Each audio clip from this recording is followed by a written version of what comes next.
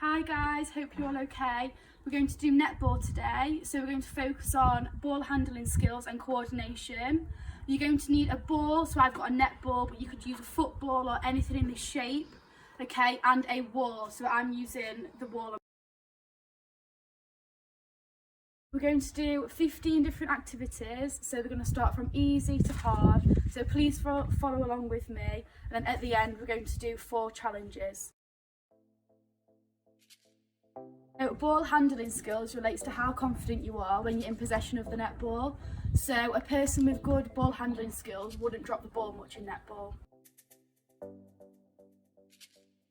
So coordination means that you're good at using more than one body part at the same time. For example, if you're eating cereal, you're using your arm to move the spoon towards your mouth, and then your mouth will chew at the same time. In netball, a good example would be shooting. So you bend your knees and you push your arms at the same time, like that, towards the net.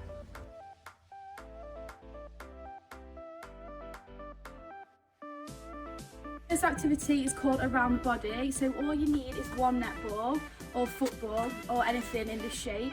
So what you do is you roll the ball around your waist, try and do it 10 times without dropping it. And then after that, so pretend I've done it 10 times, you go the other way around. Once you're confident with that, you can try passing it around your body. So the ball's in one hand at one time, so like this. So 10 times again, without dropping it, and then the other way. Can you notice how I'm passing it around my body?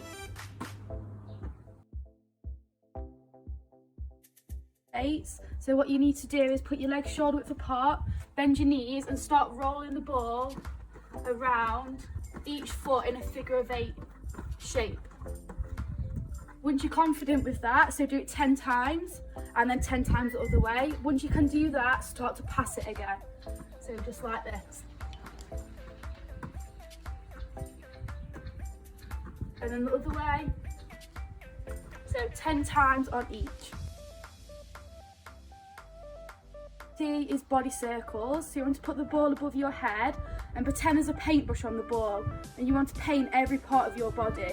So you're going to go around your head without dropping it, around your neck, around your chest, around your tummy, around your bottom, top of your legs, knees, bottom of your legs.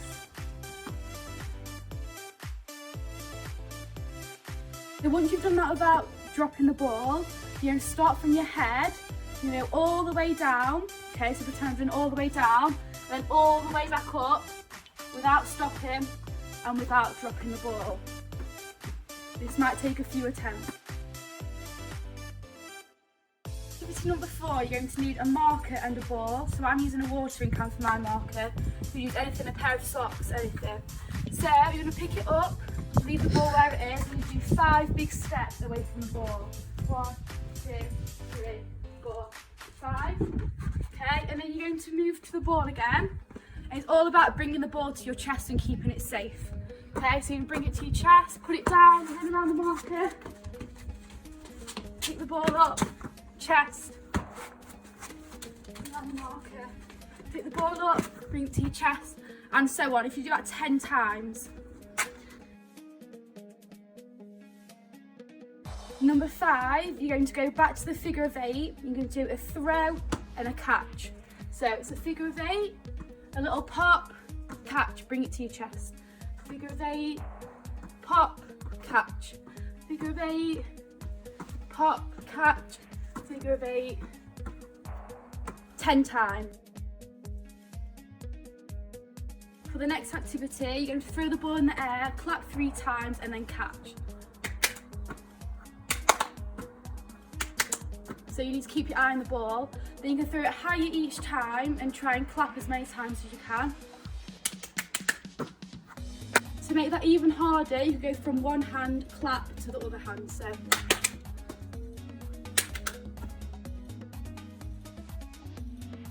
activity number 7 can be quite tricky, so just try your best. You put the ball behind your back, flick, catch, flick, catch. If you did that, you can make it harder by catching it with one hand at the end. So you flip, catch, flip, catch.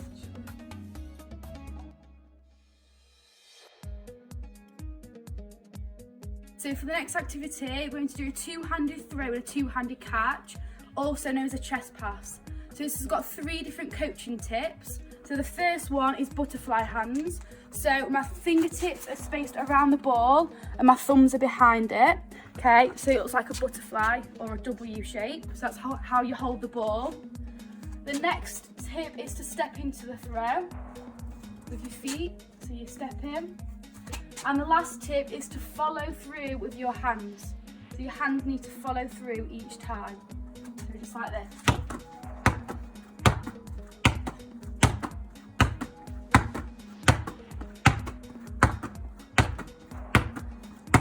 You do 20 of those. Activity number 8 is a shoulder pass. So it's a one-handed throw and a two-handed catch back to your chest again. There's 3 coaching tips. So tip number 1 is you're going to put your foot opposite to your throwing arm forwards and have a little practice at transferring the weight. So just lifting your hips up like that. And that's how you're going to throw the ball. And the last coaching tip is to twist your shoulder and your hip towards the target, which is the wall. Okay, I'm going to show you a few now. You need to do 20 shoulder passes.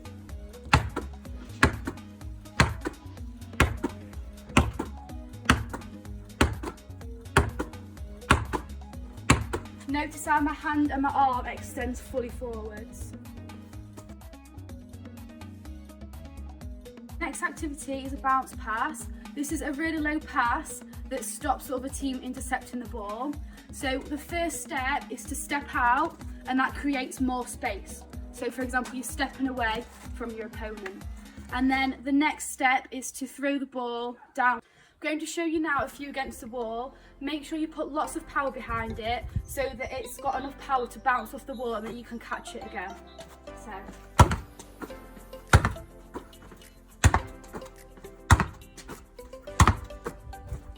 On the other side.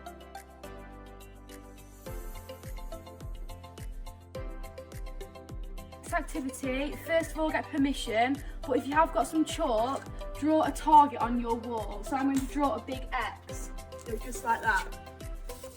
If not, you can choose a brick and just aim for that brick, for example this one, and I'll aim for that one every single time.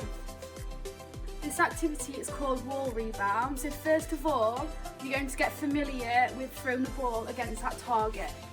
So get nice and close.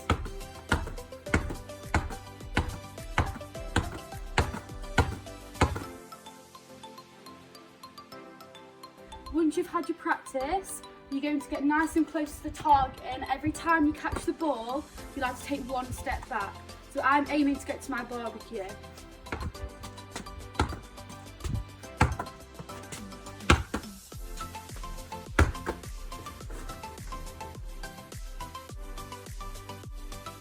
We've got 2 more activities left. For this one, you're going to use a target again. So it's chest passes against the target whilst doing fast feet as fast as you can. Okay, you're going to try and do 20 passes.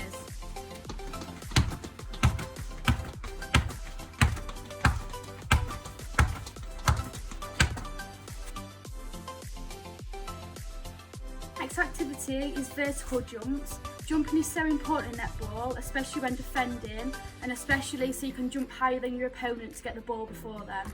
So what you do, you put your shoulder against the wall, you bend your knees down, and you jump up as high as you can. I'm using the bricks on my house, so if I tap one brick, next time I jump I want to get the brick one above that. So.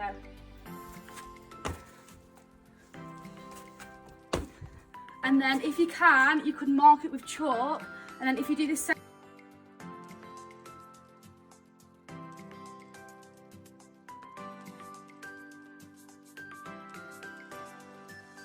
we're going to move on to the challenges now. We've got 4 of them and they're quite difficult, so just give them a go and keep practicing at them.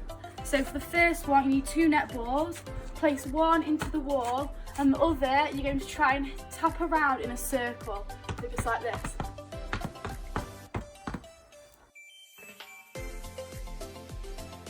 second challenge, you're going to use 2 balls again. You're going to throw them and catch them at the same time.